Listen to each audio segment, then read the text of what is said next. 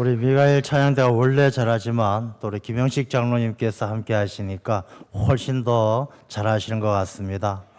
우리 장로님께서 빨리 돌아오셔서 또 자리를 잘 지킬 수 있도록 기도하겠습니다. 할렐루야!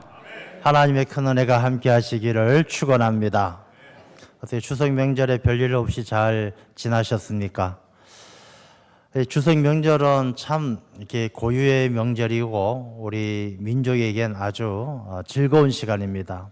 더도 말고 한가위만 같아라 그렇게 이야기할 정도로 우리 민족에겐 아주 좋은 명절인데 참 안타까운 것이 이 추석이라든지 명절을 지나면 이 범죄 신고 112에 신고 전화가 더 많아진다고 합니다. 행복하고 좋아야 될 시간인데 범죄 신고 112에 신고하는 전화가 훨씬 더 많아지고 그중에 가장 안타까운 것이 이 가족 폭력에 대한 신고가 평상시보다 한 48% 정도가 는다라고 이야기합니다. 그러니까 평상시보다 한 50% 가까이 가족 간의 다툼이나 싸움이 명절 때 일어난다는 것이죠. 너무 안타까운 일입니다. 우리 사람이 사는 것이 참 녹록지 않다라는 생각을 하게 되어집니다. 가족이라면 서로 사랑하고 위해주고 또 오랜만에 만나면 얼마나 반갑겠습니까? 그런데 이 오랜만에 만나가지고 옛날 일이든지 또 이런저런 여러 가지 일들로 복잡한 문제들로 다투는 일들이 많아진다라고 생각하니까 참 안타까운 마음이 큽니다.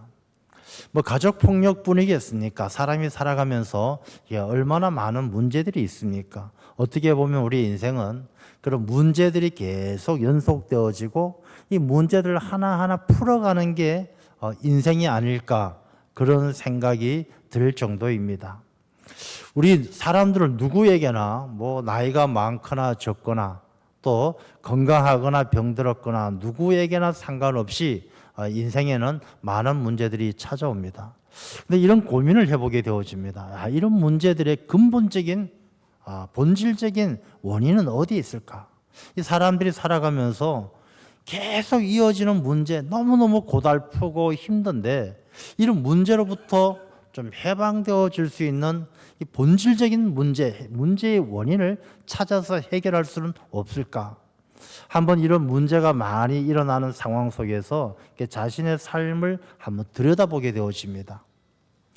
우리가 어떤 문제를 해결하려면 잘 점검하는 것, 원인이 무엇일까를 알아야 문제를 해결할 수 있는 거 아니겠습니까? 학교에서도 시험 볼 때 선생님이 시험 문제를 낼 땐 선생님은 다 출제 의도가 있어요. 중요한 건 요건 꼭 알아야 된다. 요걸 몰라서는 안 된다.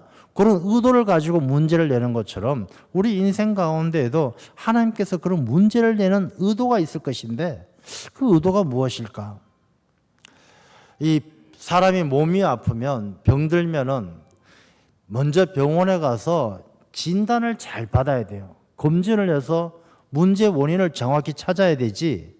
자기가 나는 내가 다리가 아프니까 괜찮아. 다리만 치료하면 돼. 이렇게 하다 보면 나중에 더 큰 병을 얻을 수가 있는 것이죠.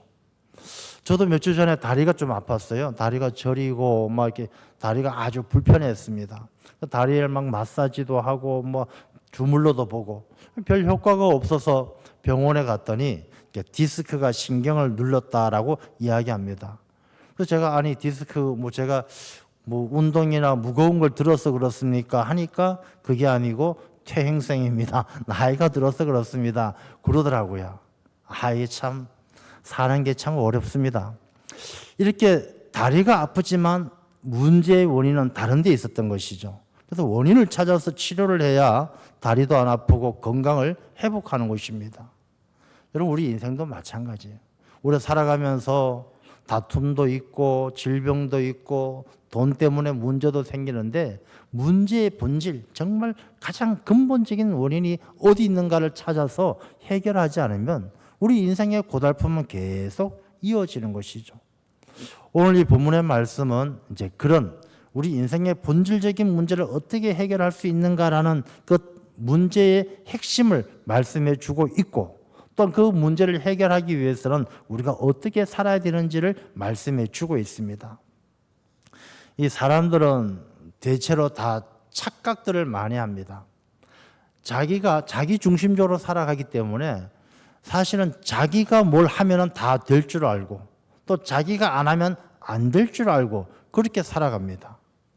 이 문제에 대해서도 마찬가지죠. 자기가 마음만 먹으면 해결할 수 있을 것처럼 생각하고 살아가는 사람들도 많습니다.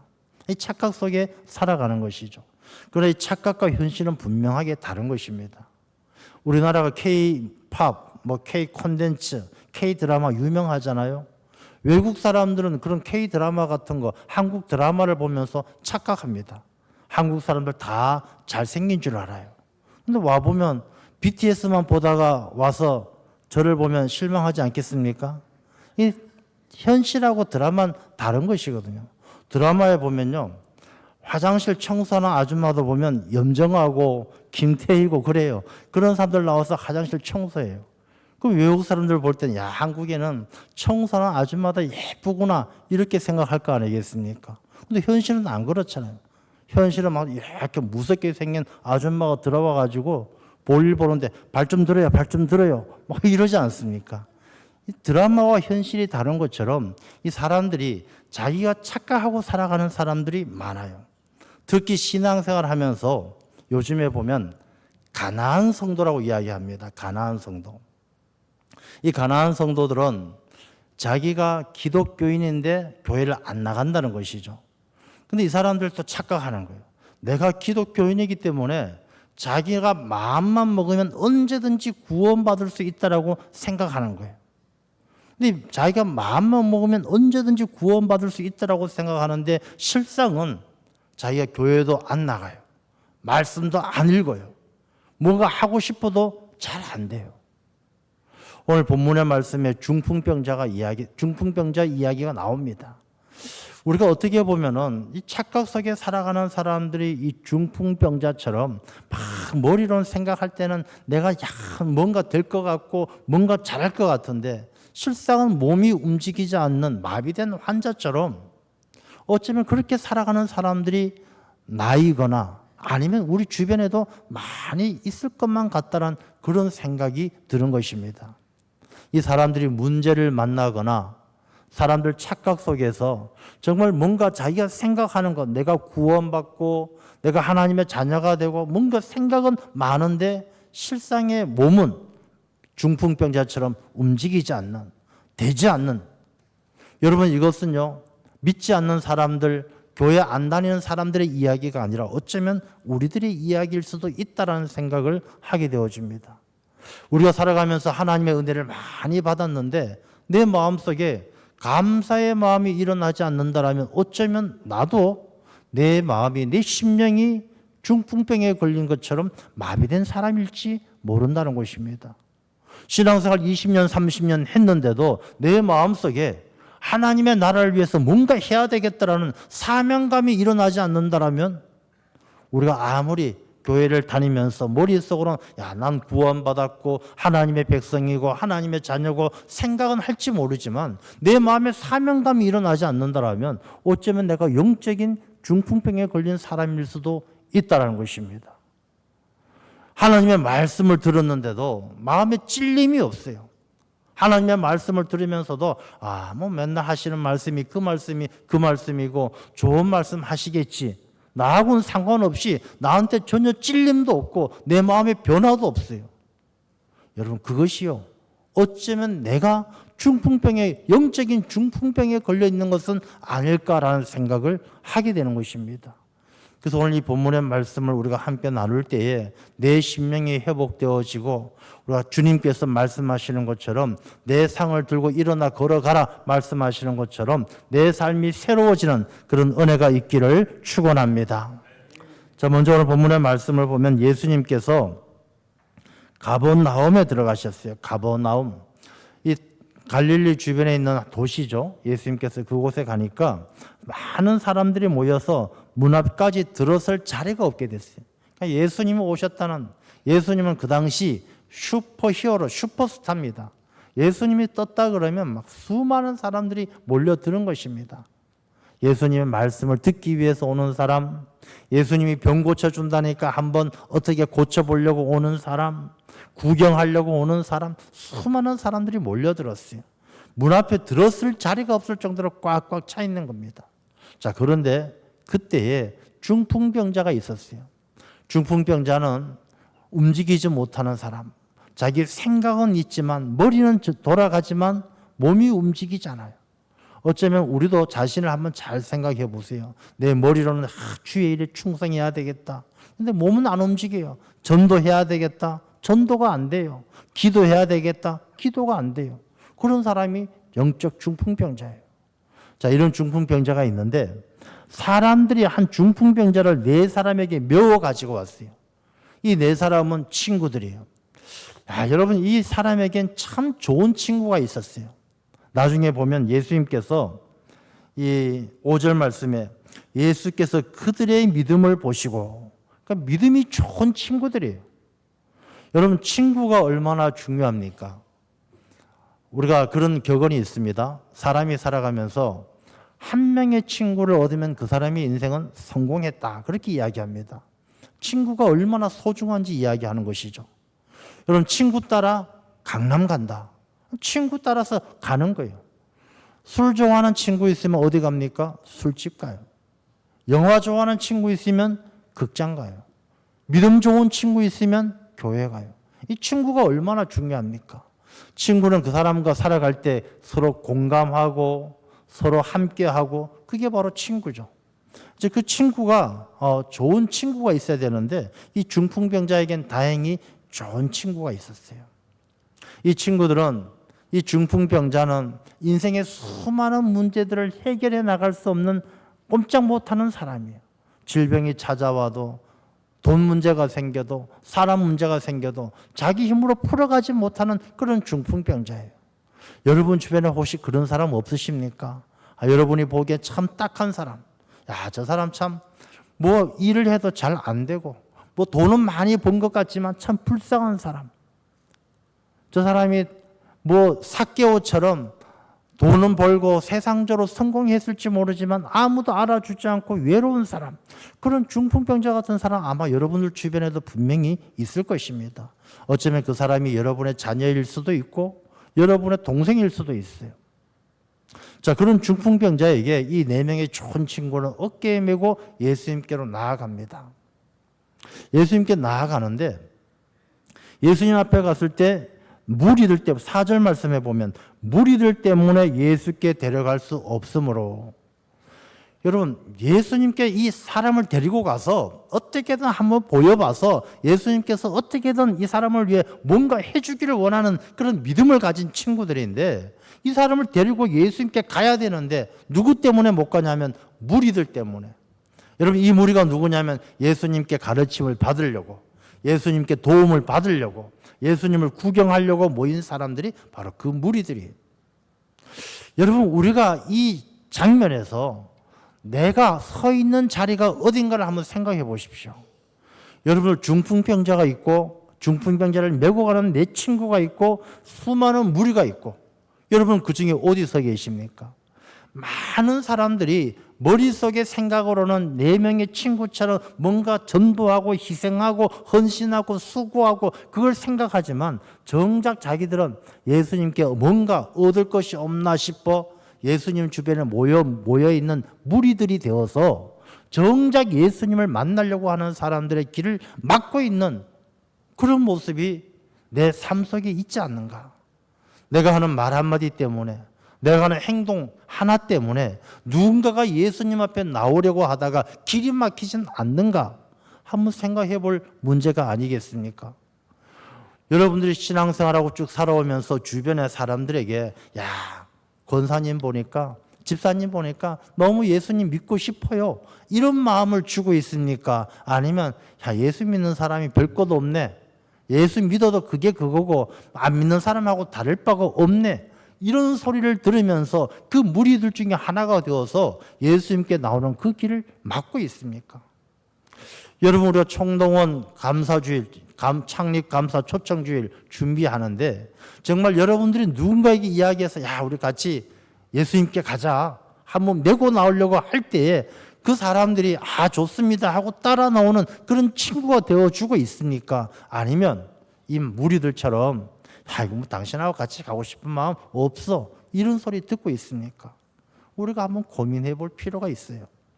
자, 그럼 이 친구들이 많은 무리들 때문에 더 이상 예수님께 데려갈 수가 없었어요. 자, 그러면 이 친구들이 포기하느냐? 믿음의 친구들은 포기하지 않습니다. 왜? 그 중풍병자를 너무너무 간절하게 사랑하니까.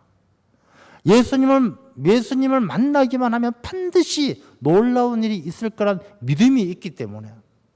여러분, 우리가 전도가 안 된다고 생각하십니까? 전도 안 되는 이유가 간절한 사랑이 없고 아주 예수님을 믿는 절실한 믿음이 없기 때문이지 방법이 없어서가 아니에요. 자, 이 4명의 친구는요, 중풍병자를 너무 사랑하고 예수님을 믿는 믿음이 너무 크기 때문에 이 친구를 어떻게 데리고 가느냐? 지붕으로 데리고 가서 지붕을 뚫고 예수님께로 내리는 것입니다. 자, 여러분이 지붕이라는 의미가 무엇이겠습니까? 우리가 살아가면서 지붕이 다 있어요. 이 지붕은 우리가 살아가는 삶 속에서 비나 눈을 막아줘요. 추위를 막아줘요. 내 삶을 보호해 주는 게 지붕입니다. 여러분, 우리가 누군가를 예수님 앞에 전도하고 데려올 때에 자기 자신을 지키고 있는 가치관이나 생각이나 감정을 뚫지 않으면, 그 벽을 허물지 않으면 누군가를 예수님께로 데려올 수가 없어요. 내가 저 친구를 전도하고 싶은데 가만히 보니까 저 친구 옛날에 나한테 욕했어. 야, 내가 너 전도하고 싶긴 하지만 너 나한테 욕한 거 내가 괘씸해서 너 전도 안 해. 이 지붕이 가로막고 있는 거예요. 야, 저 사람을 내가 전도하고 옆집에 있는 아무개를 전도하고 싶은데 이 사람이 가만히 생각해 보니까 작년에 10만 원 빌려간 거 아직도 안 갚았어요. 근데 괘씸해서 넌 안 돼. 지붕이 가로막고 있는 거예요. 여러분, 우리가 가지고 있는 가치관이나 생각, 또 우리 원망과 과거에 대한 그 불만, 이런 것들을 허물지 않고는 우리가 중풍병자처럼 죽어가는 세상의 사람들, 하나님을 만나지 못하고 아무것도, 자기는 구원받기를 원하지만 자기 힘으로 아무것도 할 수 없는 불쌍한 사람들, 여러분의 자녀여 형제들이, 그들이 예수님을 만나고 천국 가고 하나님의 자녀를 살고 싶어 하지만 자기 힘으로 아무것도 할 수 없는 그 사람들을 주님 앞으로 데려올 수가 없는 거예요. 그래서 우리가 누군가를 전도하고 주님 앞으로 데려오기 위해서는 지붕을 뚫는 결단이 있어야 되는 것입니다.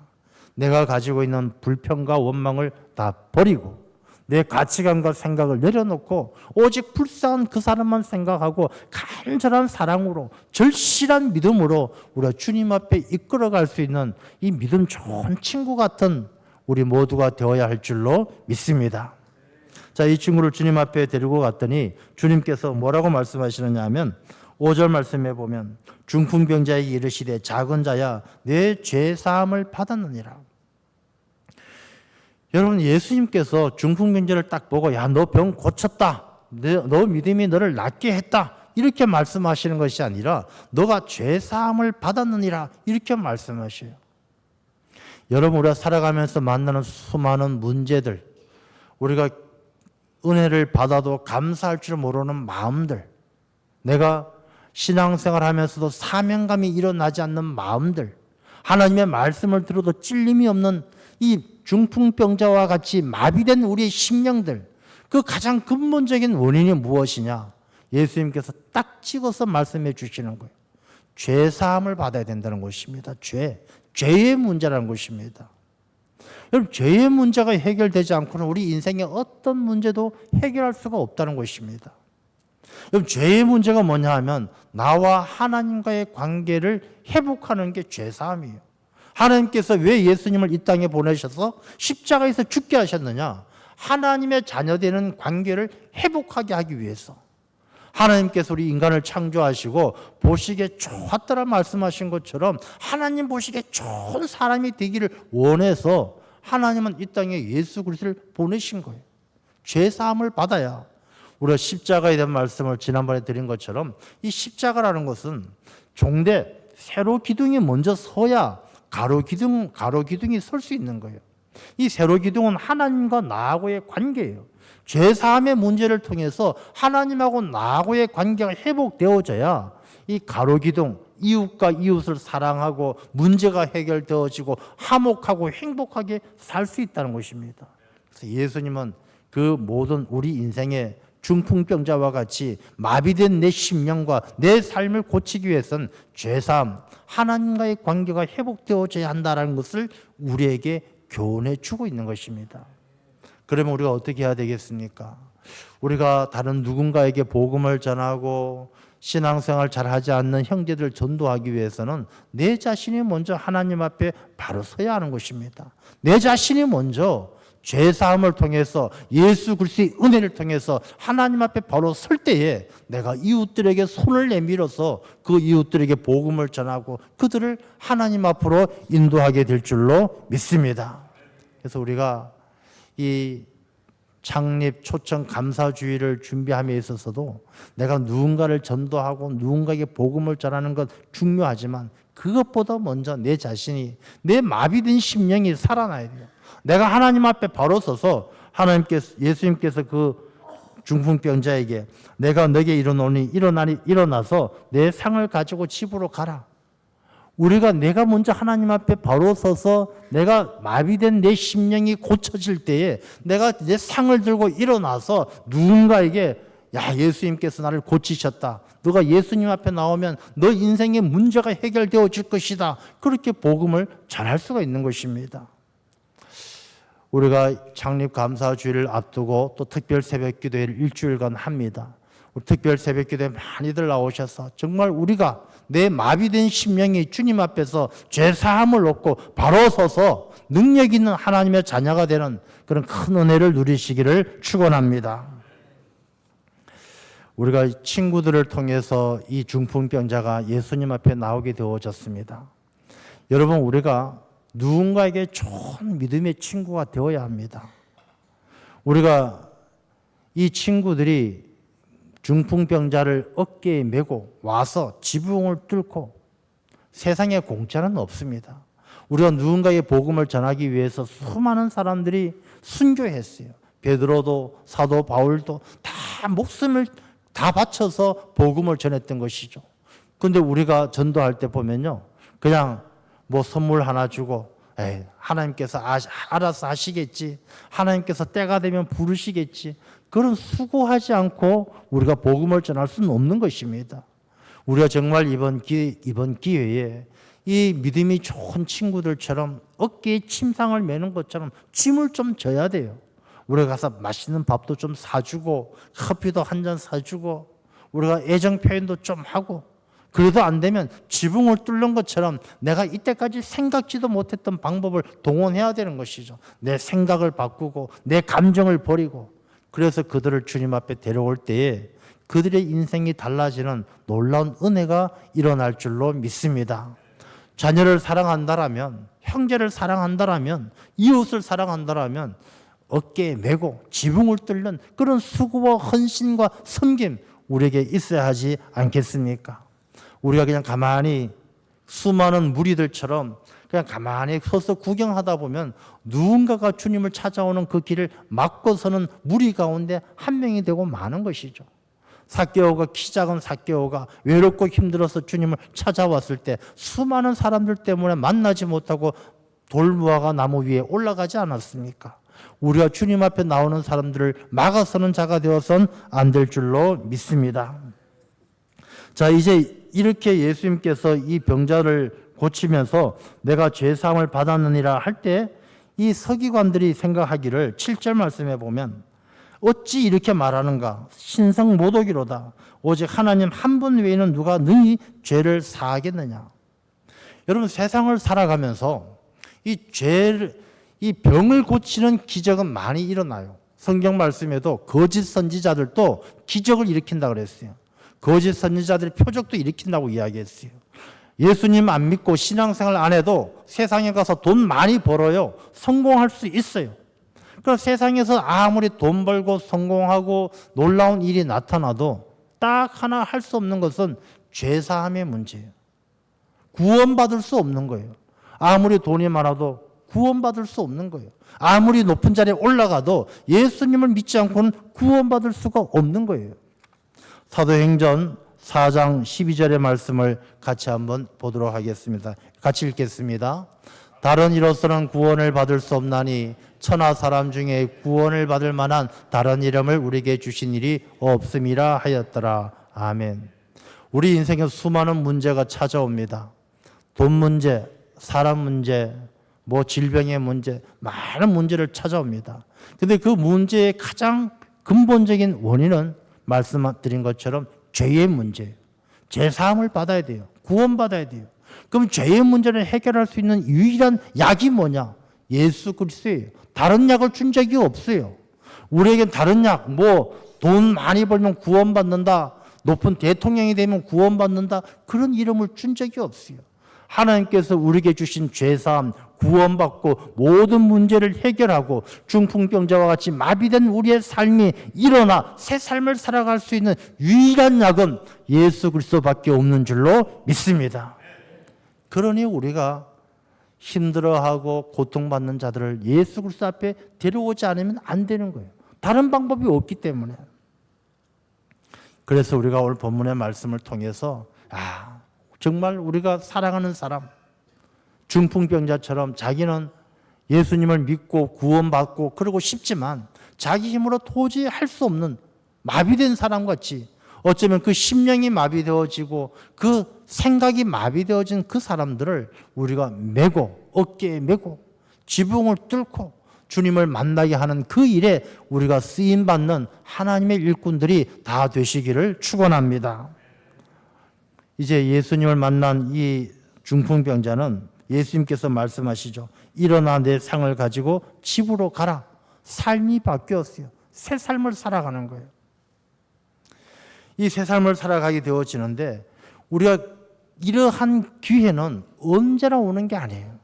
고린도후서 6장 2절 말씀을 한번 같이 읽도록 하겠습니다. 이르시되 내가 은혜 베풀 때에 너에게 듣고 구원의 날에 너를 도왔다 하셨으니 보라 지금은 은혜 받을 만한 때요 보라 지금은 구원의 날이로다. 은혜 베풀 때에 구원의 날에 너를 도왔다 그랬어요. 여러분, 은혜 베풀 때가 언제고 구원의 날이 언제냐? 바로 지금이라는 거예요. 여러분, 우리가 누군가를 어깨에 메고 지붕을 뚫고 주님께 나아갈 때가 언제냐? 바로 지금, 구원의 날, 주님께서 도와주시는 바로 지금 해야 될 일이에요. 나중에 미룰 일이 아니라 바로 지금 우리가 해야 될 일이 바로 그 일이다라는 것입니다. 히브리서 3장 13절 말씀을 함께 보도록 하겠습니다. 오직 오늘이라 일컫는 동안에 매일 피차 권면하여 너희 중에 누구든지 죄의 유혹으로 완고하게 되지 않도록 하라. 아멘. 오늘이라 일컫는 동안에, 여러분, 우리 사람들은 살아갈 수 있는 날이 오늘밖에 없어요.